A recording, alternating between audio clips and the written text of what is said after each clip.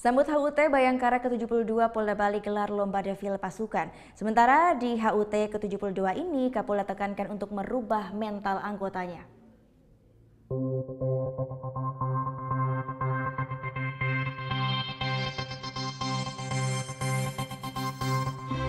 Dalam rangka memeriahkan HUT Bayangkara yang ke-72, Polda Bali menggelar lomba defile pasukan.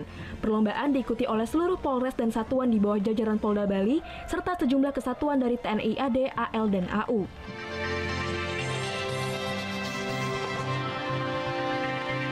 Defile sendiri merupakan kegiatan baris berbaris sambil berjalan dan melakukan penghormatan.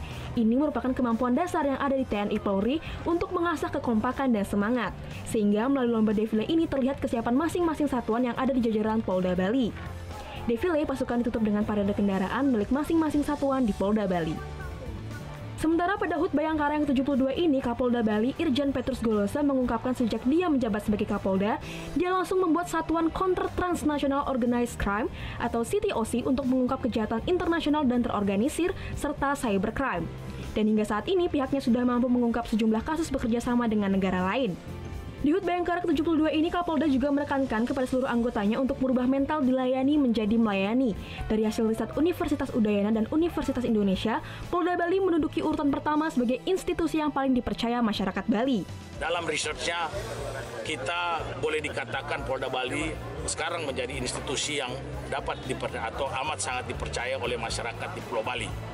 Bukan berarti institusi lain tidak, tetapi diperbandingkan dengan institusi lain, Polda Bali ini mendapat kepercayaan. Dan ini saya tekankan kepada anggota bahwa merubah mental, terutama di Hari Bayangkara yang ke-72 ini, merubah mental kita yang biasanya mau dilayani menjadi mental kita menjadi pelayan.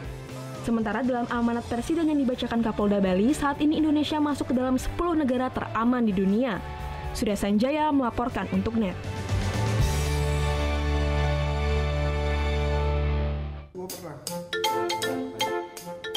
Nah, udah kan nonton beritanya? Jangan lupa di-subscribe, di-like, dan juga di-komen ya akun YouTube dari Net Bali. Terima kasih udah subscribe. Yang belum, jangan sampai lupa. Di sebelah sini nih, notif subscribe.